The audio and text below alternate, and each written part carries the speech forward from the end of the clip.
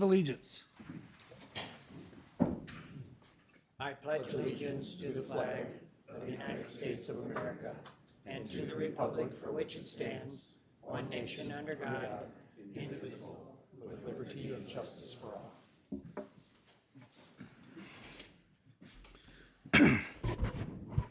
Okay, before we get started, it's tradition that the chairperson give a statement at the beginning of the year, and since I skipped our initial meeting of the year, it's going to happen today.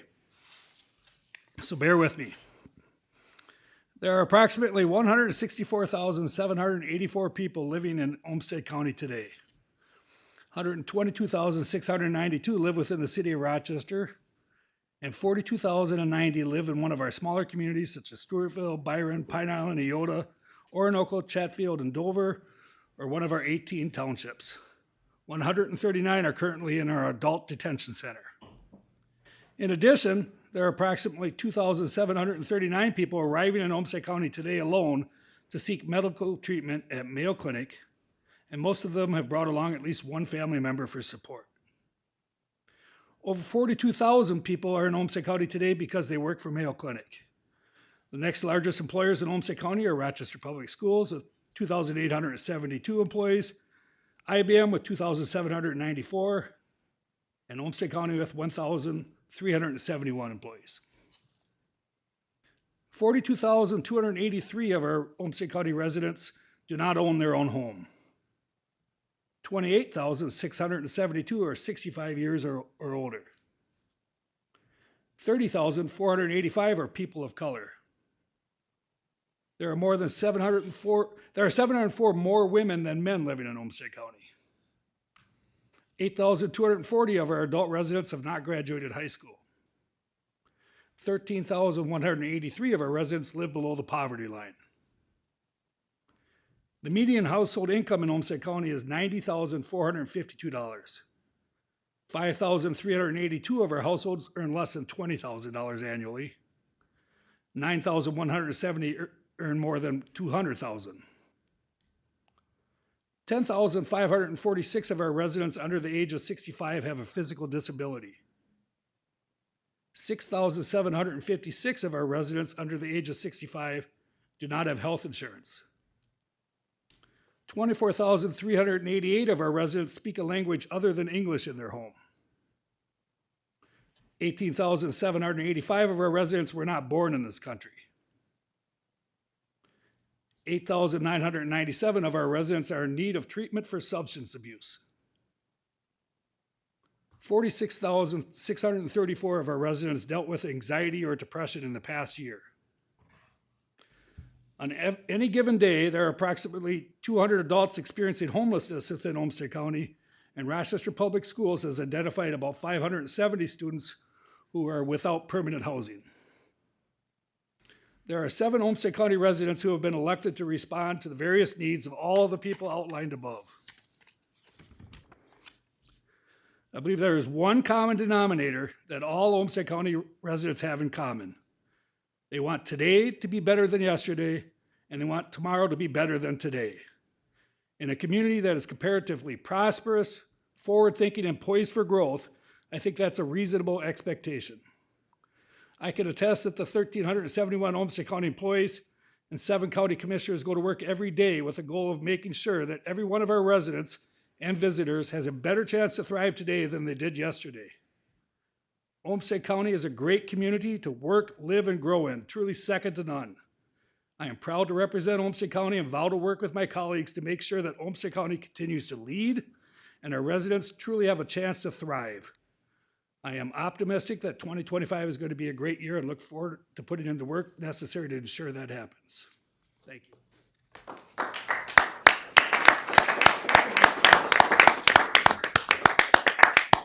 That's the most talking I've done in a long time. All right, now we're on to consent agenda. A, approve the January 7th, 2025 Olmsted County Board minutes. B, approve the annual liquor license for Oak Summit Golf Course. C, approve the annual reporting of drug court donations. D, annual delegation of electronics funds transfer authority. E, approve the Rochester Post-Bulletin as the official newspaper for county publications. F, approval to accept the 2023 Emergency Management Performance Grant.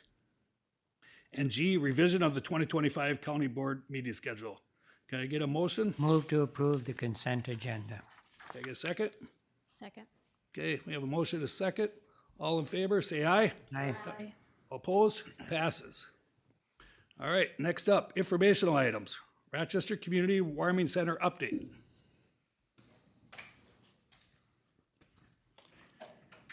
Good afternoon, Mr. Chair, members of the board. Dave Dunn, Olmsted County Housing and Planning Director, and just wanted to come up here to introduce our partners with Catholic Charities of Southern Minnesota. They've been doing great work with us since 2019 to provide overnight emergency shelter services. And so tonight they'll be coming up here to give you an update on the work that they are doing. They are one of many partners as part of our Any Path Home initiative. Although tonight's presentation is really focused on the work they are doing with overnight emergency shelter, I just wanted to highlight that ongoing initiative that we have to end homelessness in Olmsted County. So I will turn it over to them. Thank you. Welcome. Thank you. Bet. And who's my clicker on the slide? Well, thank you very much for giving us the opportunity to speak to you all this evening. We're just going to talk a little bit about the services that we offer and kind of answer any questions that you might have as well. We have one new member. Maybe you could introduce yourselves. Sure. So my name is John Myers. I'm the Executive Director of Catholic Charities of Southern Minnesota. My name is Rudy Null. I'm the Director of Housing and the, totally blanked out. The shelter program. Yeah. The warming center, yes. Yeah, there we go. Yeah. So I just want to start out with the fact that Catholic Charities has been working in southern Minnesota since 1947. We service the bottom two southern set of counties in the state. And our services include everything from our Child and Family Service Program, which helps new and expecting families. We do adoption.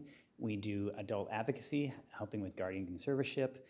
We have our active aging, which works with people that are 55 and over, helping them to stay active in volunteering and through exercise classes. And then we have our refugee resettlement program, which works to resettle refugees to southern Minnesota, specifically in the Olmsted County area. And then finally is our housing program, which is, like I said, I'm grateful for the opportunity to have this, to share with you guys tonight about our program. And so I'm going to turn over to Rudy, who is our director of the program, to talk more about some of the things. All right, so. Yep. So thank you for this opportunity. I'm excited. I've been part of the warming center since it initially opened. I think I'm the only one that's still there. And it started off that I was going to be just a volunteer, and then the next day I was offered a position as a night shift manager, and 5 years later, here I am. So I truly believe that it was meant to be, and I couldn't be more excited for the opportunity that I have to help our friends that are currently experiencing homelessness. It's been an amazing experience. What started off as something that was going to be a seasonal shelter to what it is today is just amazing. And personally, I'm just grateful for all that the county has done. It's been an amazing partnership, and we've really learned to just appreciate all the work that the county has done to help us help our folks that are experiencing homelessness. So we opened up in December of 2019. And then, like I said, it was intended to be just a seasonal shelter, and then COVID hit. And then that's when the shelter in place went into effect. I remember the week that we moved in the Civic Center, we had done just a big major move to Bear Creek. So we did these 2 major moves within 3 days and spent most of 2020 at the Civic Center. We were there until July of 2020, and that's when we were allowed to go back to the warming center. That's when the 105 and the Francis the 105 and the Creek became part of our program, and we provide staffing at those buildings. And then November of 2020 is when the expansion happened. We were able to more than double our space, which was great because we literally had a small little section where 30 people. We had bunk beds stacked on top of each other. We had lockers. It was just really a tight space for 30 folks. The expansion in November of 2020 allowed us to more than double our space. And then what I think is really important is that it allowed us to have a space just for our female guests that are experiencing homelessness. So they had their own sleep area, their own bathrooms, their own showers. And when you think of some reasons why a female may be experiencing homelessness, domestic violence, having them in the same room with people that they don't know, especially males, was really hard. And so over that first year, we started to really see our numbers in the women's side really grow. And to this date, that's probably our biggest growth is just in our females. Where we first started, we maybe had 2 or 3. Now we're having anywhere from like 15 to 19 females.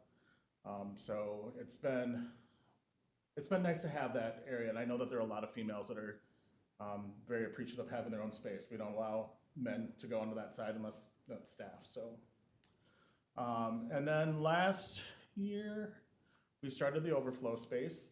We were realizing that we just were not being able to accommodate everybody at the warming center. So we partnered with Salvation Army. They allowed us to use their social services building in the nighttime, and so we were able to shelter another 30, up to 30 people there.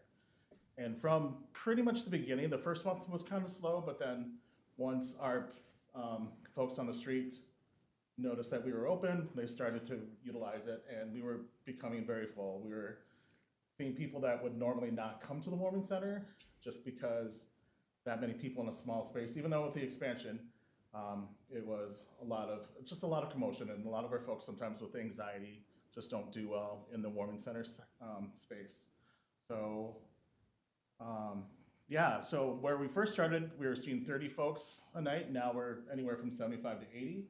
We've had some nights that we're closer to 90, just because sometimes people will check in and maybe they sleep for a few hours, maybe they stay the whole night, but if they leave a few hours, sleep for a few hours, we've pretty much, they've used us what we intended for, just for them to get some rest, and then works out great because then other folks will come in later in the night. So let's see. The work we do, so, we provide laundry facilities, we have a meal, we provide showers, just a place for people just to, feel like a person again, to shower, to wash their clothes. We offer fellowship if somebody just wants to talk, hang out, play games, they're able to do that with our staff. John, if I'm forgetting anything, let me Okay, know. I'll jump in on you. So from when we first opened, as you can see on the numbers here, we've had a significant increase just in the last couple of years. I think a lot of that is we've been seeing a lot more of females coming to the center, but I also think that there are just a lot of folks that are just tired of being on the streets, and we've proven that we can be a place where they can come, feel safe, have a place to sleep. We try not to have a lot of rules. We have just some basic rules that we ask that they follow, but we pretty much give them the option. They can come and go as they want. They're not forced to stay. So I think that really has helped. But I also think that we've made a place where people do feel safe, and so we're starting to see more people, and we have been seeing quite a few more. And this is just a graph showing the men and women increases over the last 2 seasons. Yeah, and as I'm going along, if you guys have any questions, please feel free to ask. Is there anything else on this one, John? Nope, that's just So this is just breakdown of basically just demographics. Yeah. And then you can see the next slide will show just the percentage that we have. In 2023, we had 27.3 females and 72.4 males and 0.03 non-binary. And then you can see in 2024, the numbers shifted a little bit, but still staying fairly consistent to what it was in 2023. So as I talked about earlier, some of the changes. So on average, we're seeing anywhere from like 35 to 40% increase in just the folks that have been since we just even from a couple years ago. We're seeing an increase in older guests, females with a lot with mobility issues or medical issues. The Warming Center still utilizes bunk beds, so it makes it difficult.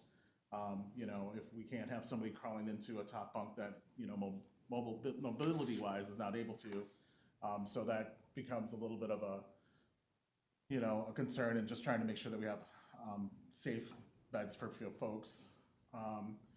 I think something that I've noticed a lot this year, just talking with some of our guests, and having been there since the beginning, I've gotten to know a lot of our guests, and some of them are just come to that age where they can't handle another winter.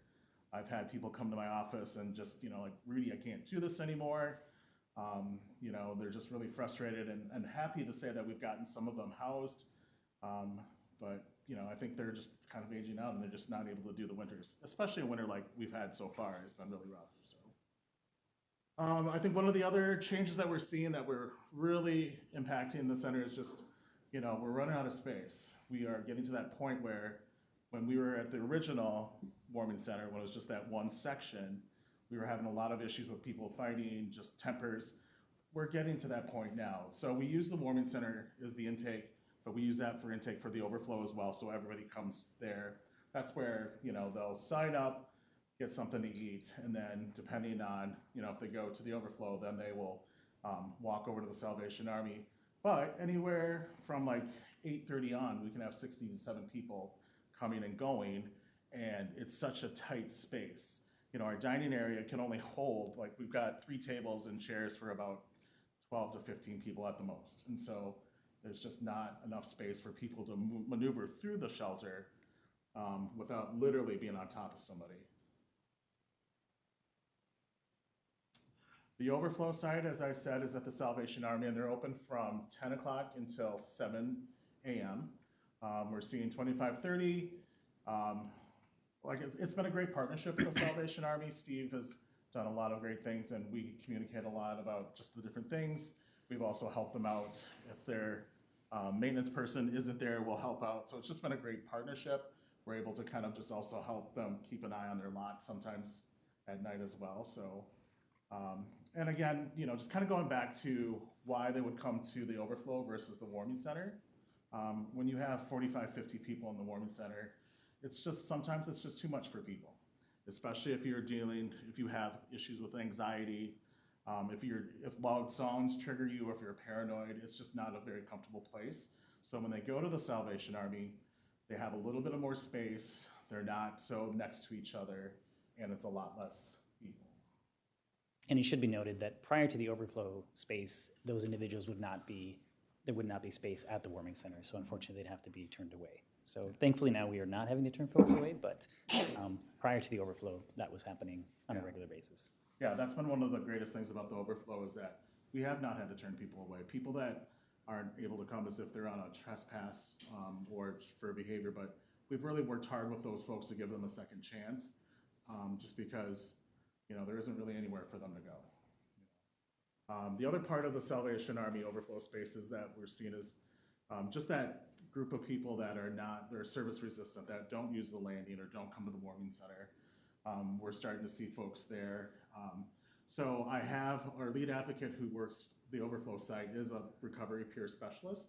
So she's been able to have some conversations with some of the guests, or just is able to talk to them, if they're experiencing some kind of crisis, if they're under the influence, which has been really helpful. I know that our lead advocate has actually helped get one person into treatment. So I think that's definitely a bonus and it's a plus. And so I'd really like to explore that more to see, since these folks are sometimes the hardest to find because they don't use our services, could we somehow, utilize that better to provide, a spot where maybe social workers, case managers can come meet with them early in the morning before they leave the Salvation Army. Let's see. I think one of the greatest things that I've been blessed to be a part of is just in the time that I've been there is to really see the value of having the warming center, to know that people actually appreciate being there. So the one thank you card, holiday card, just happened this year. This particular individual came to our warming center almost 2 years ago due to an unhealthy relationship. She found herself homeless, never been homeless before, ended up in our warming center. We quickly identified she'd be a great fit for the CREAT, which is a transitional housing program that works with Olmsted County and Zumbro Valley. We were able to work with her, find her a more permanent home. And like, this person has sent me notes and letters. This one particularly gets to me because it's been almost 2 years later, and it still is something that she thinks highly enough to just send out a card to say thank you. And I think the very last line, I will never forget the care I felt. there really stands out, and I shared that with the county staff in Zumbo Valley. And it's things like that just that makes me realize that we are doing something important. There's another, I think the other one, thank you for giving our son back his dignity. It's a little bit of a sadder story. Unfortunately, this person passed away, but the family reached out to us and basically just said how much the Warming Center meant to their son, who was struggling with a lot of stuff in his life. And so to get an email like that from the family that said, thank you for just being there for him and helping him feel valued and appreciated, that's all I ever want for anybody that walks into our center. I tell my team all the time that every single person that comes in to that door is somebody's son, daughter, brother, sister. They have loved ones. You know, imagine if your person that you love the most is on the other side of the world in a homeless shelter, how would you want them to be treated? And I am very blessed to lead a very exciting, happy team. Like, just they're willing to do whatever to make people feel valued and appreciated. So some of the challenges that we're facing. So the Warming Center, Catholic Charities, we operate a seasonal warming center in Winona, the warming center here in Rochester, and then a day center in Winona. The funding, though, is through a state grant that we receive, and that grant covers those three.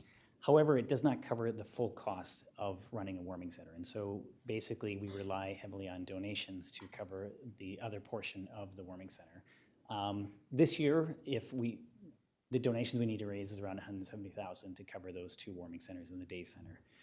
So that is a significant funding challenge, but that's not why I'm here today. I'm just here to let you know how the program runs. The one thing I will say that is of concern, however, so we are committed to the warming center. What is of concern is the overflow center. This was something that we took on a year and a half ago, seeing that there was a need, realizing that people were being turned away.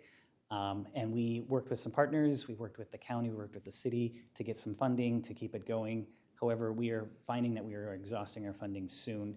And so if that happens, we will probably have to let the overflow site go.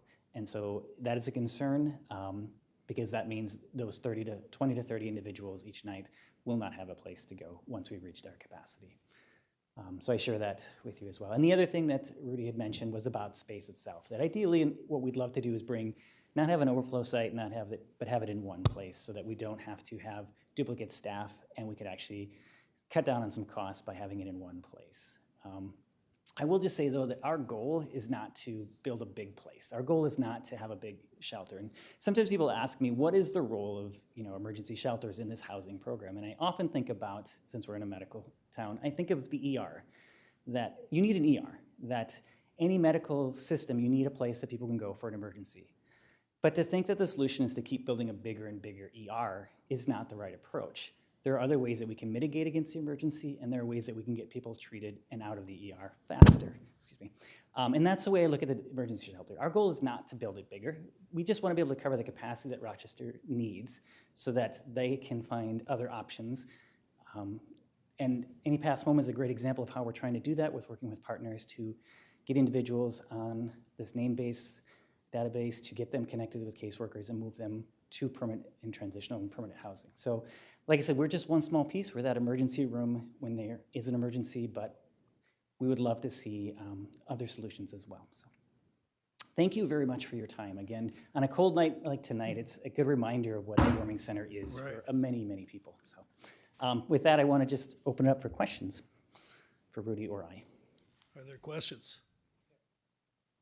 Bob? I believe the Any Path Home initiative and study indicated that at any given time, about 320 people are homeless within Rochester. You're accommodating about 100 Yeah. of those. Yep. What happens to the other 220? So there's still some that are outside. They're camping and, still throughout this weather. There's a lot that would rather deal with the cold than come into a shelter. And I would say that even the numbers we're showing, every night it's not all the same. So it's not 100 every night, the exact same individuals. Individuals might have friends once in a while. They might just stay on their couch. They might pool some money together for 1 or 2 nights to stay in a cheap motel or something. But yeah, so it's 300 is what they've captured, but at one given night, 100 are entering our shelter. One other question. Does Olmsted County social workers staff the warming shelter? No, No. no, Catholic Charities staffs the warming center. So then, how do we get referrals for people to find housing? So the Echo Center, which was part of the housing stability team, opened up an office next to the warming center. So it was just a way for us to introduce them to social workers for the county. And social workers for the county work out of that office? Yeah, it's the Echo Center, yeah. And you found that partnership is working well? It really is great, because when you get somebody that comes in, let's say late at night, who's been homeless for the very first time, doesn't know what's going on, doesn't know what the resources available, we can tell them that, hey, you know, tomorrow morning, we're gonna get you up, get some coffee, and then we're gonna walk you next door to the Echo Center. I know that that's gonna change a bit, but like, we've always had a connection with the housing stability team where even before they moved in, I could call somebody and say, hey, is there a way that one of you could stop by? Or I'd tell them about somebody, and then they would come and meet them. But having the Echo Center right next to the warming center has been huge. It's a great way to connect somebody. And sometimes it may be just a matter of like, maybe we just need to get them, they came here for the Mayo Clinic thinking that they were gonna be able to get seen right away, and then realize that it takes a process to get seen by a Mayo Clinic. And sometimes maybe it's just them getting a ticket back to wherever they're from, where their natural support system is. So that's happened a few times as well. Finally, based on your report today, we've seen a significant increase over time of those taking advantage of the services that you provide. Do you anticipate that continuing to increase? Well, so one of the reasons why we think part of it is just being here long enough has built a reputation that these 300 individuals more are coming and using the services, they trust it. I think we could. I think there is a point, though, we as Catholic Charities say we will hit our capacity and say that is as many as we can take. So whether there are other solutions out there, but we will reach a capacity. I have no desire to keep building a larger expanded center as such. So there will be a point. I don't know what number that is. But the need will increase. Well, I believe if we really do this well, this warming center can be seen as an emergency place where their stay is brief and hopefully non-recurring, that it's a point in their journey, but that transitional long-term housing would be the ultimate goal for those individuals. So no, I don't. Again, Are you there yet? No, we're not. What's the time frame for that? Well, I can't speak to the Any Path Home as a full committee. Our part really is the emergency side of it. So there's a whole bunch of other partners, which I hope they get a chance to share as well with you all, their component in helping to solve homelessness. Thank you. Yeah. Mr. Chair, Yes, go ahead, Laura. Mr. Myers and Mr. Knoll, just thank you so much for your commitment to serving the most vulnerable among us. I mean, I could just burst into tears out of gratitude and awe for your commitment to people who so often fall through the cracks. And I think it's just important to recognize that part of the work of counties, part of the work of Olmsted County is to care for our most vulnerable individuals. And that's the work that you're so committed to. And really, I'm just chiming in here to thank you. Thank you. Thank you. Appreciate that. Okay, Mr. Chair? yeah, Dave. Thank you so much, and thank you Yeah. also for what you do. I want to second my commissioner's comments. Just noticing the $200,000, that's the projected toward first need to cover. How are you dealing with the shortfall? Is it through Catholic Charities? and Yeah, through their budget? donations and in our own operating budgets. Yeah. Okay. My next question is, on a night like tonight, last night, I don't know about future nights, but is there anybody that we would not have an availability, a bed for during these cold times. Do we turn people away, or do we have to turn people away? So we haven't had to turn anybody away. I think the only folks that we might have had to turn away is somebody that's been trespassed, but we've been working really hard this season to work with them about giving them a second chance. Okay, But we haven't had to turn anybody away because we were so full that we just didn't have room for them.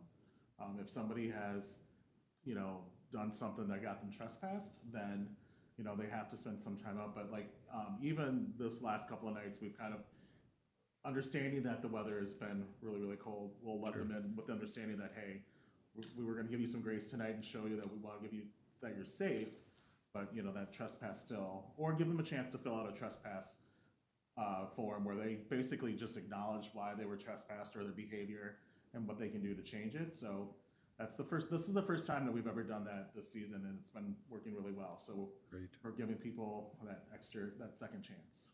outstanding. Yeah. And then just lastly, when this all started, there were opportunities for volunteers to kind of do an overnight, and it was a good experience. Maybe we even helped a little bit. I'm not sure, but we were there. Does the volunteer program still work, or? So we in do have a effect? volunteer program. We would like to get that back to where it was. Okay. Because back when we first opened, we had the 4 staff members, and it was all volunteers, and we always opened.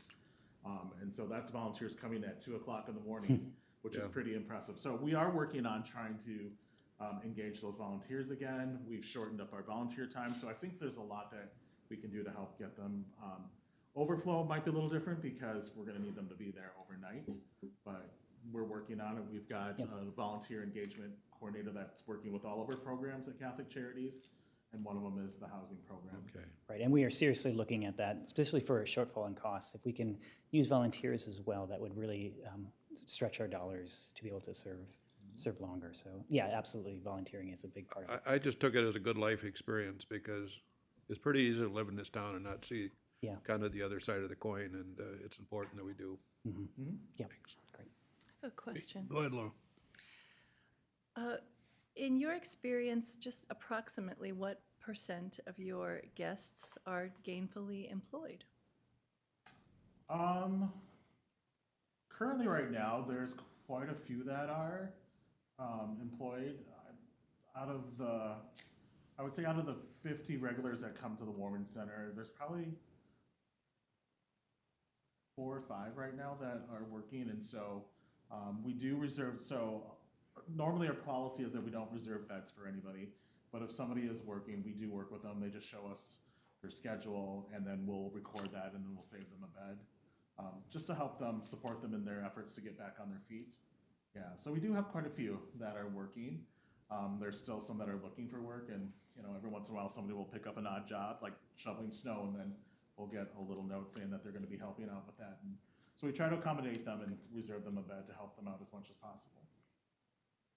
I think that it's good to understand that some people who experience homelessness are working. They have jobs, and it can defy some of the stereotypes that people have about folks experiencing homelessness. For sure. I think there's a lot that would rather be working, but when you don't have an address to put on an application, or if you don't have a driver's license or a social security card to do your paperwork, all those things could be very difficult, even if you're in the state of Minnesota. Like if your birth certificate is in another state, getting a copy of that just to get an ID is difficult. So, I think that's one of the reasons why, but I think if given an opportunity, a lot of them would rather be working.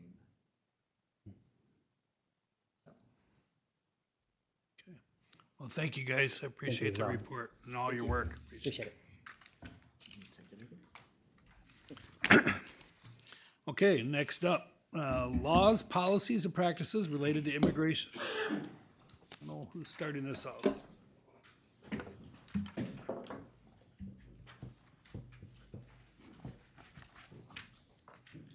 Good evening, Commissioners. Mark Ostrom, Olmsted County Attorney, and the Sheriff's going to join me up here.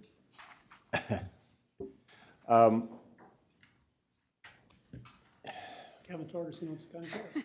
I'm going to we're not intending to make any sort of a presentation or anything like that. This is really intended to be a question and answer type session. County Administrator Grancy contacted us, said, you know, there's an awful lot of rhetoric right now. There's an awful lot of concern in the community based on the change in administration at the federal level.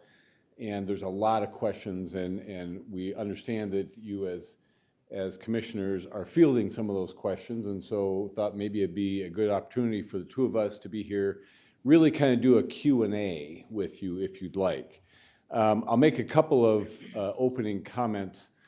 This is a conversation that has been kind of ongoing with us and the community for a number of years. I will go back to at least 2017, probably even before that, when some concerns were raised in our community with, I'm going to call them the undocumented community, some of our migrant communities, some of those folks, more of the transient communities, and there was concerns about safety.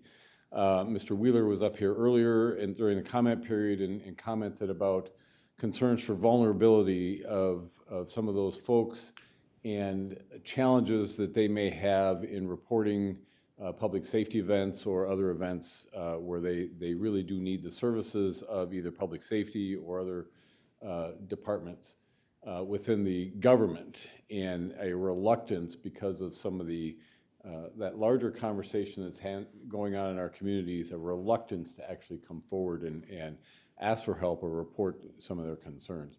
This conversation, as I said, really was going on way back into 2017 and before. We had some real concerns with a particular community at that point, really not willing to report some pretty serious public safety events. So we talked about, we had a lot of conversations, and part of what I think the sheriff and I did is we kind of put together a little bit of information about some of the whys. There's a lot of misinformation out there as well as to how specifically the sheriff and the adult detention center may respond to various people as they come into the facility, and I'll let the sheriff speak to that. The foundation for a lot of the work that we do and some of the questions that we will try to answer, if you have any, really go back into the 40s and into the 60s when a number of treaties were signed amongst a number of nations. I think there's about 170 or so that were part of those treaties. It was called the Vienna Convention on Consular Relations, and it was dated actually in 1963. And that really sets the foundation for some of the work specifically that the sheriff probably does as we encounter various people of different nationalities. The foundation for that really is that within all of those 170 nations, that if somebody comes into custody in a particular country, that they have a right to speak to their consular about their detention. And that applies in all 170 of those countries, including the United States. And so obviously the concern that everybody has right now seems to be, what happens when somebody from another nation, another origin, comes into custody in the United States. What do we do? And they have an absolute right to speak to their consular. And it's up to the sheriff when somebody comes into his custody to help them, facilitate that right. And the sheriff has developed various policies, but it's critical that we make that opportunity available to them. So therein lies probably the concern that people have, is that if somebody comes into custody and they don't have documentation with them, what happens? And are they going to be held forever? That type of thing. There's a lot of concern that there's some secret agreements or something between the sheriff and ICE that will always hold people, that might not be documented. And some of these things are just simply not true. I had an opportunity to have a conversation with Commissioner Hopkins earlier today. One of the things I requested of him is to do a ride-along. We talked about ride-alongs. In fact, I've talked to all of you about ride-alongs. And ride-alongs are not just hopping in a deputy's car and going out on the street, but a ride-along is actually go down into the adult detention center, for example, and take a tour. Walk into the booking area of the detention center and ask them, exactly what do you do down here? maybe you're gonna come up to my office and see what we do, go over to the medical examiner's office. These are ride-alongs that can really help shape some of the decisions you're making. And for purposes of this conversation, I would encourage you, if you've not been in the Adult Detention Center, to take a tour, because it's pretty fascinating, actually. He runs a pretty good shop. But it's a great opportunity to walk into the booking area and what are the questions you ask? And I think they're asked, where were you born? Place of birth. Place of birth.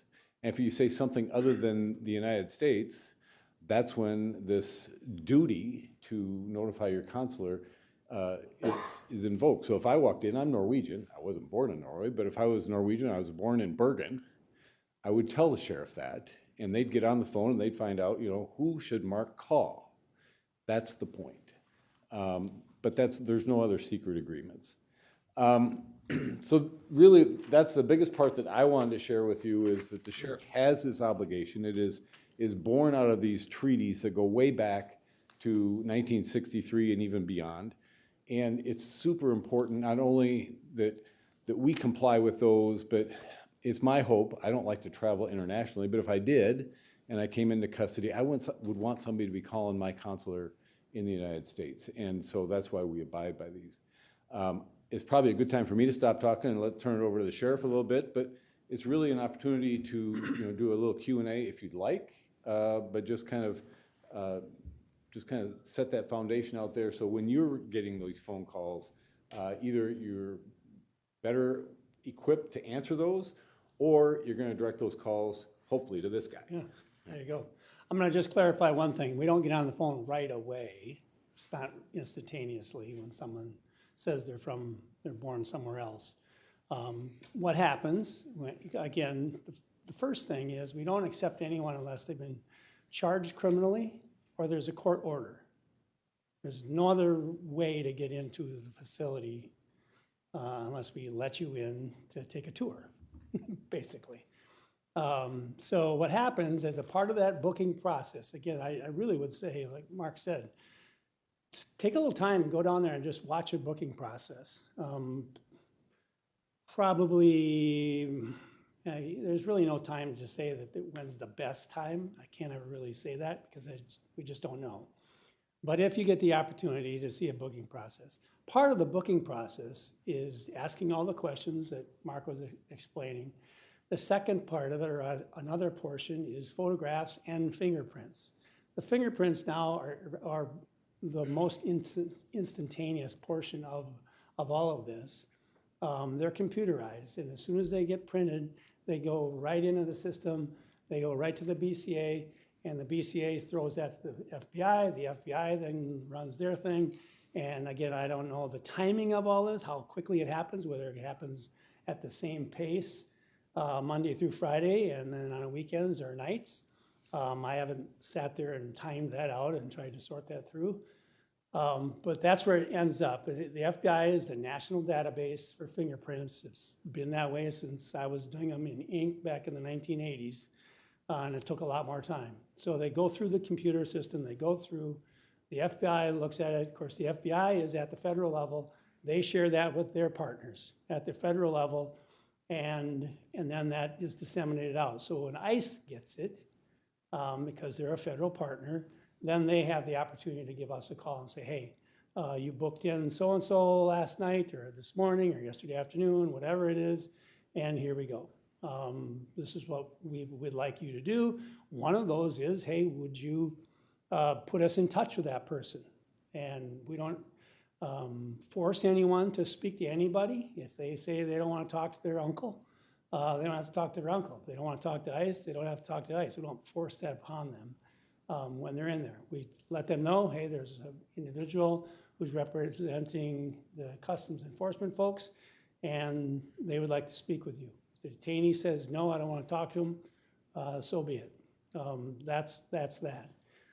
So that's how the communication piece starts. ICE then, if they do want to have someone to talk to at another time and say, hey, we're going to come down there and visit with them, they're another law enforcement agency. It's no different than, say, Blue Earth County wanted to talk to one of our people that was in custody and for whatever various reason maybe they're working on a case that involves somebody, we would let them come and visit with the detainee as well. If they don't want to talk to them again, that's their choice. They can say, I don't want to talk to them. But we still allow that access to them.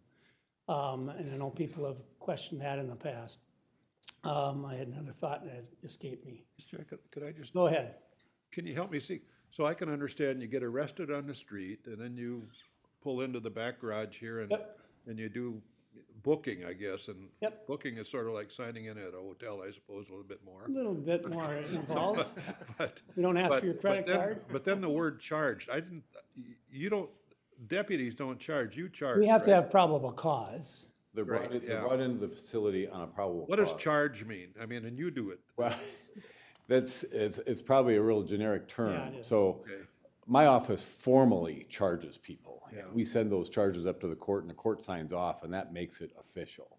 But law enforcement brings somebody into the entity, into the facility on probable cause that they've committed that felony level offense, almost always a felony or a designated misdemeanor. But that's probable cause, so they're in on probable cause, and so as the sheriff said, they're not making all these phone calls right then. The booking process has to start when they're walking in the door.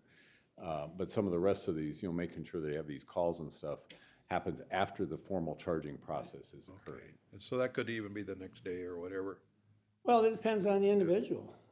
If it's let's say it is a DUI, okay, felony level DUI, so they've had DUIs in the past or something like that, that has to take place first to get the, to do the blood test or to do the breath test or whatever. That has to take place first. Okay.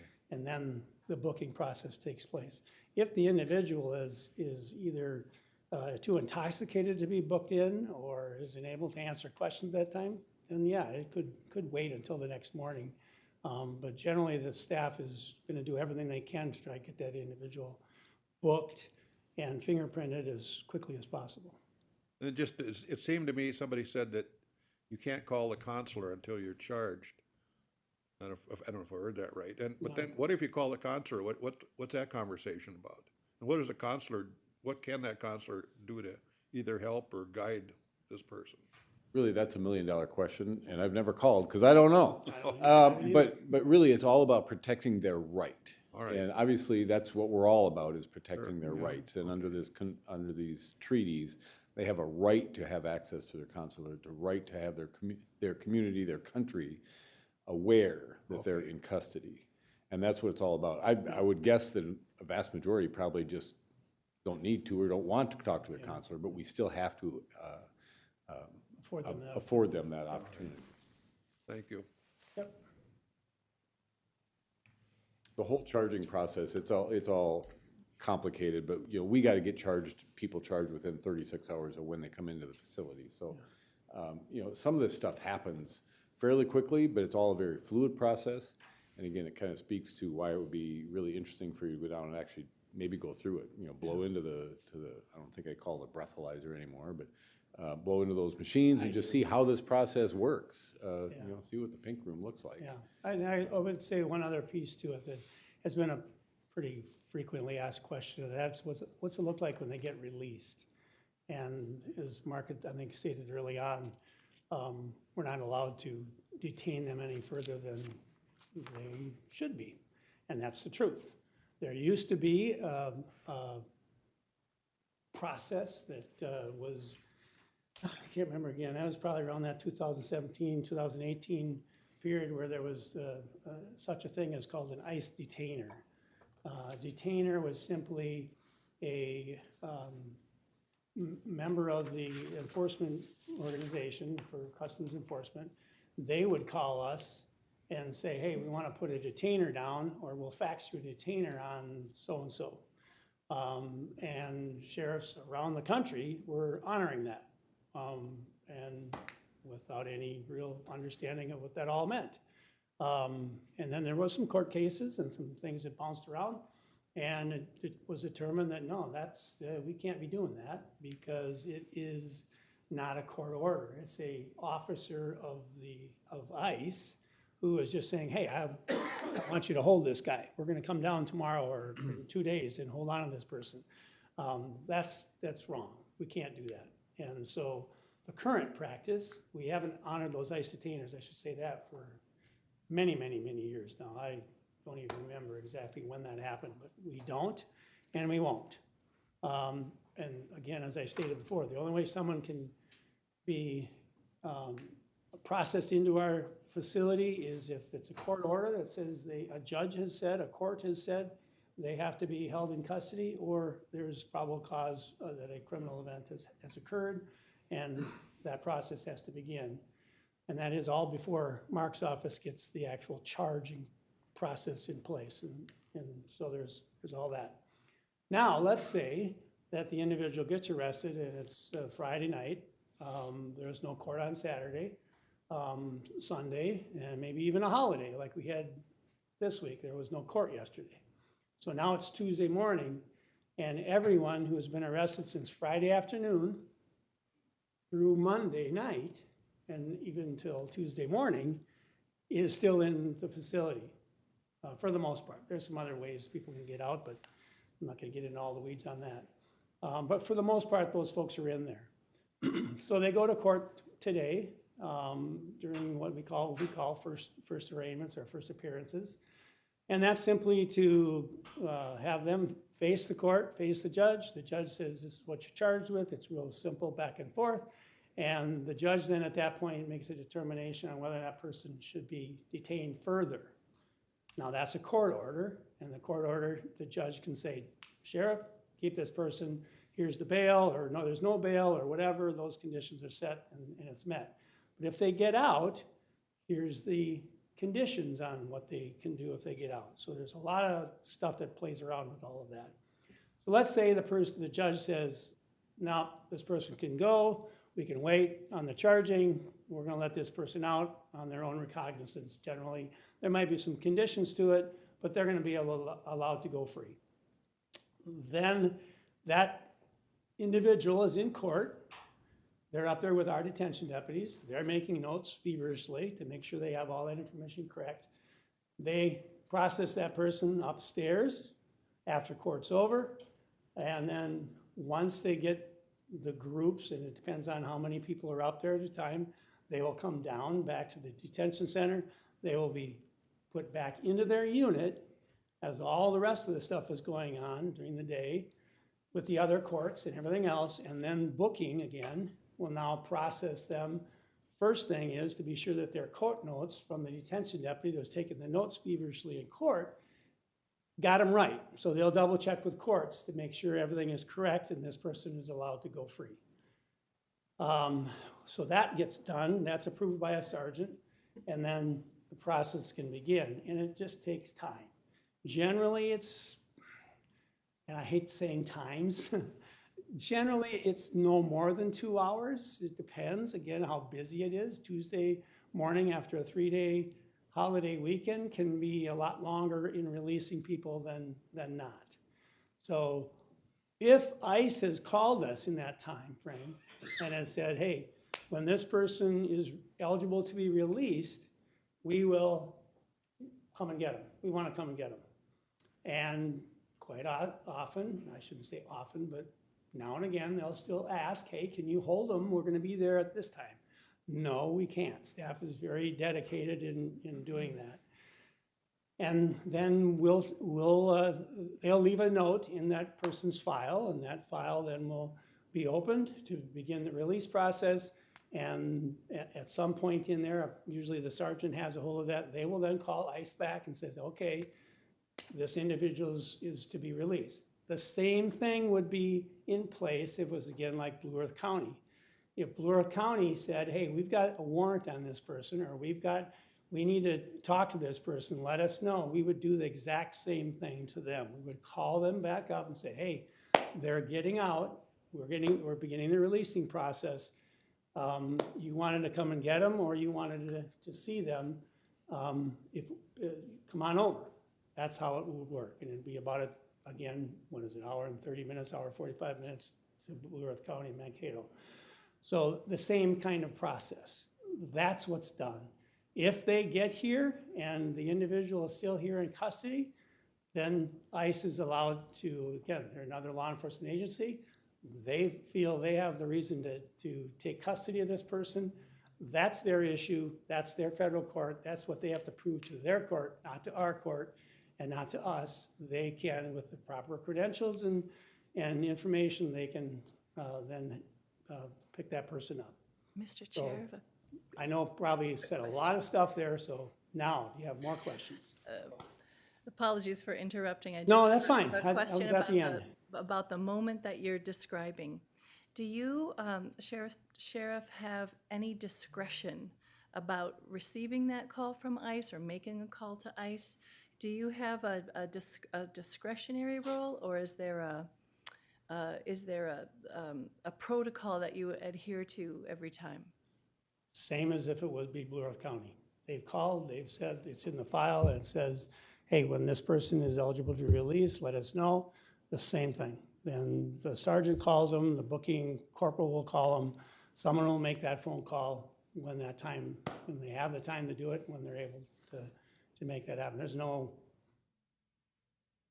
specific time frame or any kind of, yeah, we're gonna wait a little bit longer, or you know, whatever. No, it's when they get there, they get the file. It's, if there's notes in there like that to notify this one or that one. It could even be a Rochester police officer who's wants to talk to somebody before they go, because they've got this case that, you know, happened, and maybe they couldn't talk to him the night they brought him in. They're not working the next couple of days, and hey, now they want to come in. So it's really not any different than any other law enforcement individual or agency that we would talk to. We wouldn't handle it any differently. I don't quite understand the difference between the practice that you said once was that no longer happens and like. Yeah, the detainer. Years Yeah, and I years don't ago, quite there- see the difference between the function of the detainer and the function They of. wanted us to hold them for 3-4 days. The detainer was an actual order to hold them, and we don't honor that anymore. And so, really what the sheriff is saying is every person that's in the ADC, as they're being released, is released the same way, doesn't matter where they come from, who they want to see. If ICE or Blue Earth County or RPD wants to visit with somebody before they're released, they got to get here before they're released. We don't hold We anybody. can't delay that We don't hold process anybody for anybody. in any- That's really what it comes down to. We don't hold anybody for ICE longer than we would hold them for any other reason. We open up the door, we let them go. And I know that there's people have questioned, you know, well, you could release this person first and that person, and there's 15 to release. Well, it all takes time, and I don't believe staff tries to sparse that out and put somebody on the bottom of the pile that's supposed to be on the top. They just do the releases as they're able to get them done. And again, it's not rocket science, but there is a process, because on the other side of it, and that's why I said the sergeants and corporals review these releases and the documents from court, is we don't want to release the wrong person either. And that can be a major issue, and I know that's happened. Thank goodness it hasn't happened here. It has, but it hasn't in a long time. But I do recall just recently, there was an agency, I forget where it was, whatever state, but it wasn't that long ago, around Christmas time. Someone had been released and they weren't supposed to. And that was a felony level, it was a pretty dangerous individual. So that's why they're very meticulous, and we don't just let any of our detention staff be a booking deputy. They have to earn it, and it's very specific work that they have to do. And they have to understand the court system, they have to understand all of these things before they even get a chance, and then they're overseen by other deputies while they learn that process. So it's not an easy process, and we just don't let anybody do it. It's specific people that's all they do. They do all the bookings, they do all the releases, as long as they want to. Thank you. Yep. Sheriff, can I just, Go ahead, Dave. I don't want to get too far in the weeds, but if the example is the person in Blue Earth County, be it undocumented or documented, doesn't matter, to my question at least, how would Blue Earth County or any other county know that a certain person was in Olmsted County? Is it based on the fingerprints and what they might get Oh, it back? could be a lot of different things. No, probably not that. It could be that their cousin let them know. Could be that somebody put it on social media. Could be a lot of different sources out there as to how they found out. Those bookings are public information, and I will share, it was, People I think, watch that. it was in 2018, we actually solved the murder because I think it was either brother or cousin of our suspect was in the Blue Earth County Jail. And RPD went over and talked to that guy, and we got kind of got a confession. So it's all, these law enforcement agencies share a lot of information, but it's all public information as well. Two things on that list. I'm just going to suggest that when you get a chance to talk to Matt Peabody, ask him what's the most clicked on page in all of Olmsted County, our website. I'm not going to give you the answer. I think you know, but do ask him that at one point. And then on that same note, and this is a kind of further off the weeds, but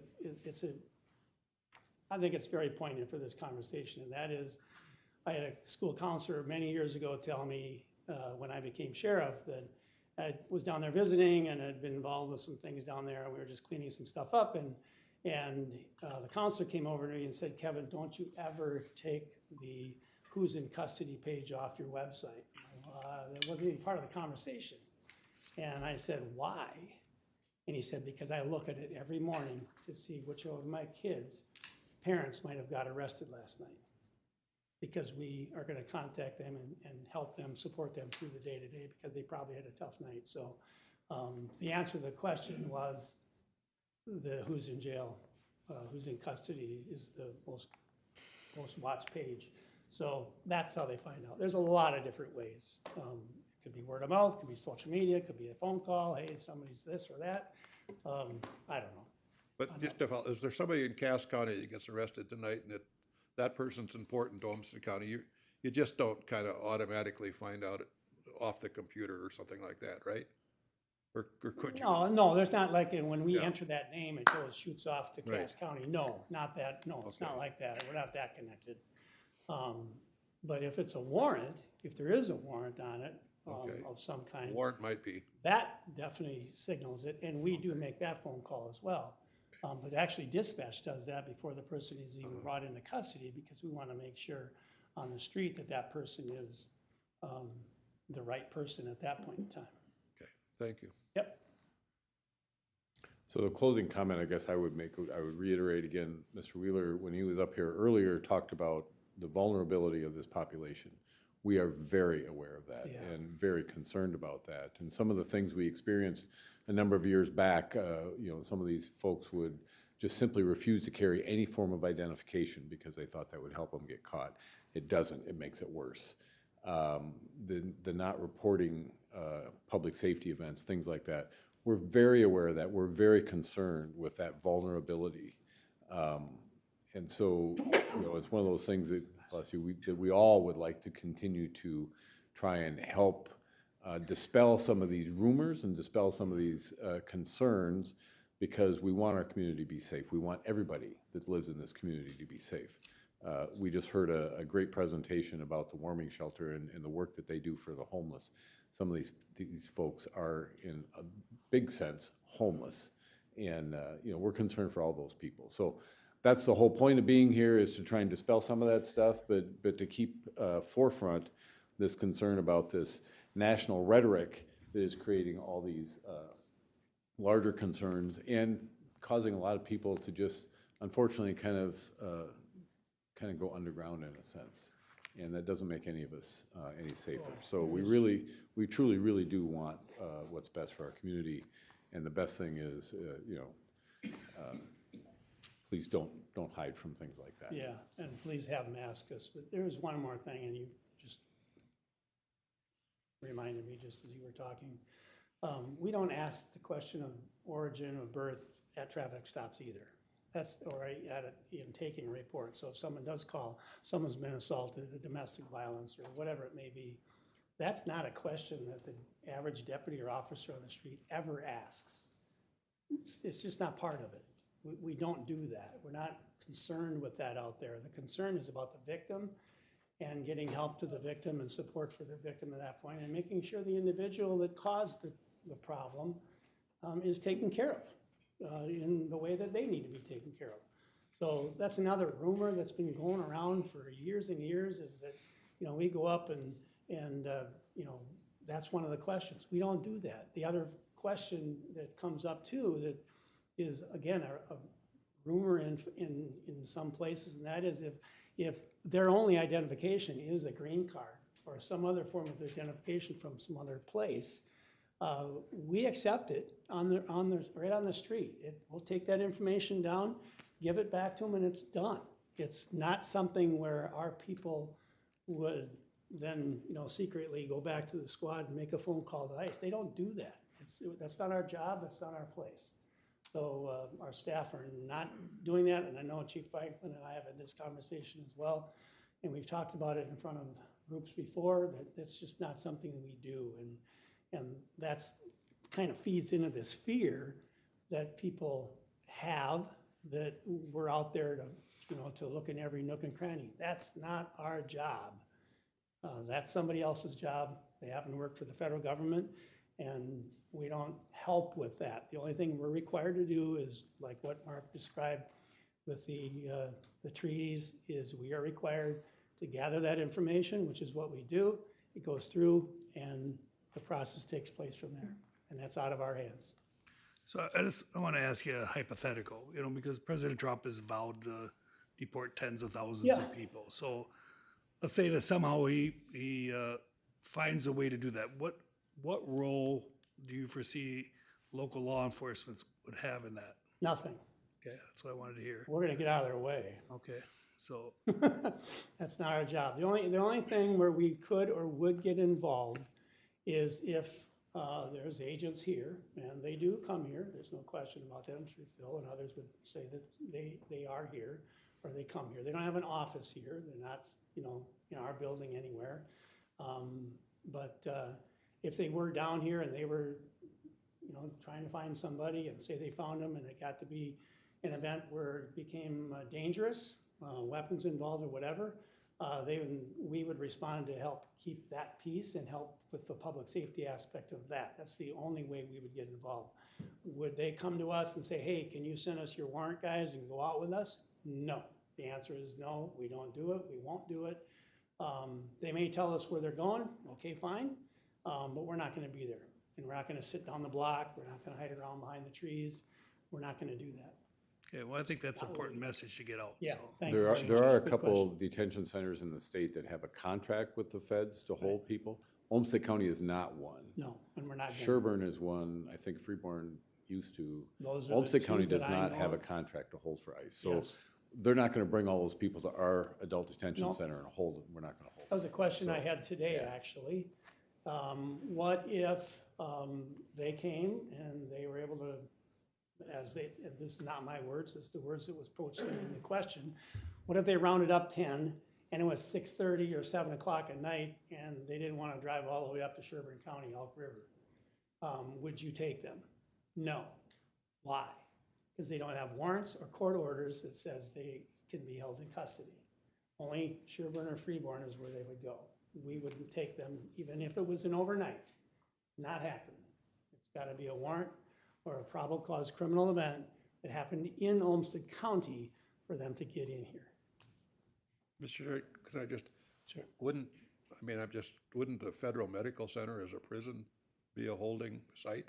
I don't know.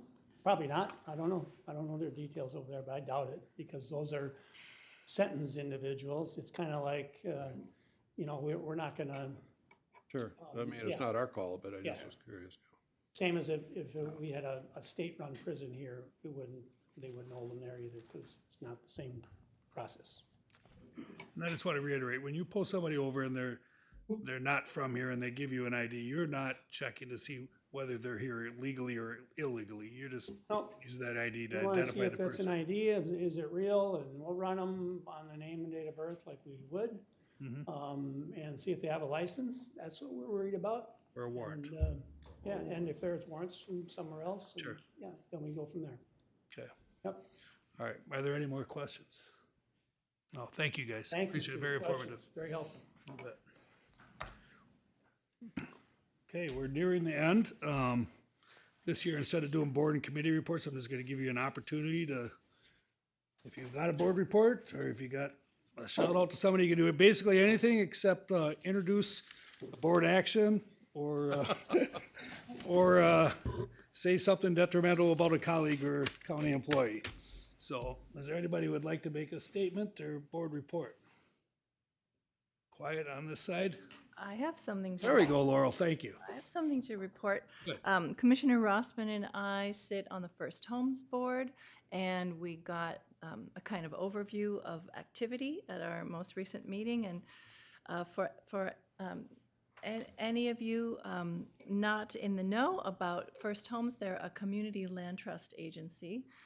And they started 25 years ago with just a handful of homes, and they now have 300 homes, and they're doing very well. They're in a strong financial position. They're growing. The Red Hawk homes, with which we're closely associated, are selling well and quickly.